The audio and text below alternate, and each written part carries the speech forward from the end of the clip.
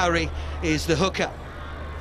The main man in that second row, Dan Sanderson, another one off to six ways in the summer alongside Josh Thomas Brown. In the back row, Alex Reeder, watch for him carrying the ball, and Priest, absolutely brilliant at stealing ball, and if you've been a watcher of Championship and Premiership rugby, you will know all about Alfie Tuala. At half-back, it's Charlie Mulcrone, the man who makes up the trio who is six ways bound. Outside him, Australian Dylan Murphy. In the midfield, the league's top point scorer, Juan Pablo Cecino, and Welshman Jack Roberts. Out wide, it's Michael Keating, comes in for Curtis Wilson, who has a dead leg. Jamie Broadley is on the other wing, and Sean Scallon, the Irishman, makes up the back three. Well, for Bristol, they were toying with their selection for the early part of the season. Andy Robertson now honing in on his 30 players. He wants to take them through to the playoffs. Carl Traynor, the Scotsman, is at loose head. Argentinian Gaston Cortez is tight head, and Ross Johnson, back from injury, is in the middle. Glenn Townsend and skipper Mark Sorensen make up the second row. Nick Costa has a knee injury, but he's coming into some really good form. Ross Rennie, recently drafted in from Edinburgh, is on the open side, and Marco Mama, the young man, just 22 years of age, is number 8. Luke Baldwin, signed mid-season, is inside Nick Robinson, hugely experienced campaigner of the Welsh international. Ben Moss is the silky runner and distributor, is at 12. Luke Eve shifting out to an unfamiliar position of 13. Charlie Amesbury on the left wing makes his first start since the 1st of December, and George Watkins, top try scorer this season and in the Championship of all time. Jack Wallace, back from a long injury layoff, is wearing the 15 shirt.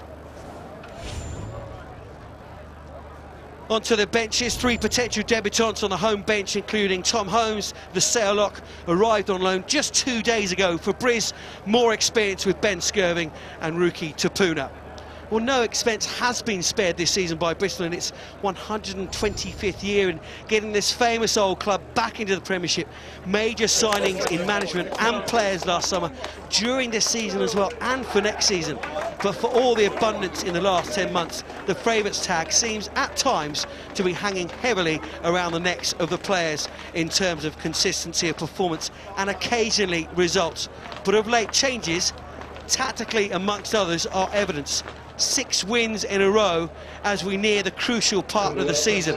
Failing to get promoted is just not worth thinking about for Bristol. And it's over to the players to ensure that does not happen. The bonus point was secured within 30 minutes at home last week against Plymouth, and much of that good momentum was made by scrum half Luke Baldwin.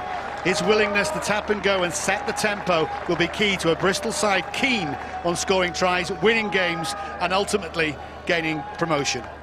It's the haves against the have-nots today, isn't it? In this first ever televised game at Clifton Road. Well, the spirit of this proper rugby club has never ever been in doubt. A spirit forged in the trials and tribulation that it has experienced in its checkered history.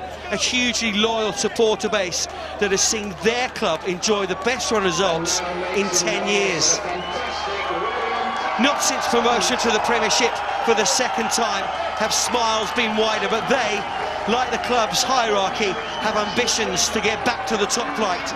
Today, a big indicator if they are ready on the park at least. And both sides will want to play with ball in hand. But what Rotherham must do in order to stay with the leaders is deny that quick ball. And in Jack Priest, they have a titanic titan at the breakdown. Small in stature, but quick and intelligent at picking his time to pounce. Well, former England captain Pat Sanderson is our roving commentator today. Let's get a pitch report from pitchside, Pat. Well, as you say, down here it's very different. It's hugely exposed to the elements, you know, but it's a perfect day for rugby. Huge slope down to that corner, all things that are going to be in favour of that home side. But the man in the middle today is Ian Tempest. I had a chat with him before. He's expecting a real positive game from both sides. Plenty of action in the red zone, and to help him with those decisions, our TMO is Trevor Fisher. Back up to you, Gibbering Johnny, in the comms box. Business end of one of, if not the closest Championship seasons ever, draws close, and it's first against third in the first ever broadcast from Clifton Lane, and we're underway. through Murphy. And it's Sorensen, hugely experienced man, brought in the summer by Andy Robinson, who takes the kick-off. Firm trackers, Pat was saying, built on line, an old slag heap, so drains very well despite all the recent rain. There is Mosses. There's Wallace up from fullback. Amesbury, former Harlequins and Newcastle man. Baldwin. Bright start already from Bristol. There's Ross Rennie, just drafted in from Edinburgh not so long ago. Already a penalty to Bristol. There's offside, first penalty given, and you can see the balance that Bristol are trying to do with a very good catch there by Sorensen. Commanding catch going forward, the lift goes up, and then it was the drive from his forwards up another 5-10 metres, and then the intent from Baldwin to go wide when Nick Robertson kicks for touch, and more pressure for Rotherham.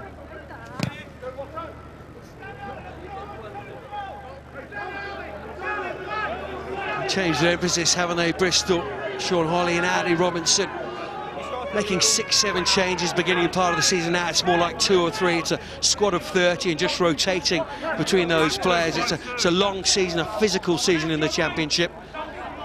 And he's getting far more like his frontline players. Marco Mama at the line-outs. Nigerian-born, brother of Dante.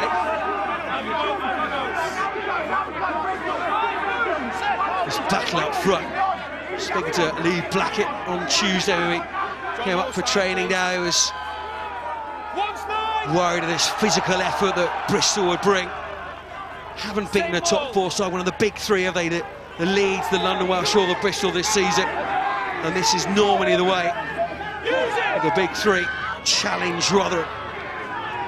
Sorensen breaks away, so close to that line now, Bristol.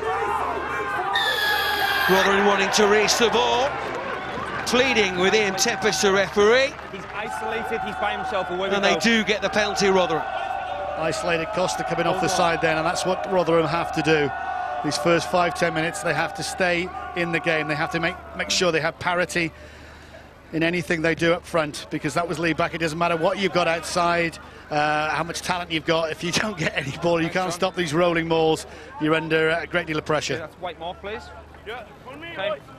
So you stand down here on the touchline and you can see the colour of the eyes of the people in the stand opposite. It's an incredibly narrow pitch, and we've seen it in the opening exchanges. Really, really direct rugby from Bristol. Their first chance at a line out, they didn't go, they drove it, and that's exactly what this pitch demands. Sowry and Thomas Brown don't quite get the communication right. It's Bristol on the attack again. There's Alfie Tuala on Ross Rennie. Alfie Tuala, how many times have we seen that man do that in all the different colour shirts that he's played for? His second spell, of course, at Rotherham. And if you'd have seen him in his warm-up in his vest, tough stickers all over him, he just loves it, doesn't he? The physical, he's a good carrier. They won't overuse him, they'll actually slip the ball, but when he's got someone lined up in his sights, he'll pull the trigger, and invariably they'll go down. And that's what Rotherham will look at. He'll probably only do 40 minutes, but again, it'll be some 40 minutes. Chops people in half for fun, as Alfie Tuala, formerly of Bristol, of course, spent 3 years down at Memorial Stadium. La Rochelle, London Welsh recently, now back at Rotherham. Charlie Mulcrone. And this is one of the areas, the big area. And then Bristol last week against Plymouth had the sign on Plymouth very early on, but they're going to be stronger and stronger. I think they've got a more powerful bench than Rotherham. So the likes of now of Quigley and Heaslop really have to concentrate and commit themselves to these set pieces.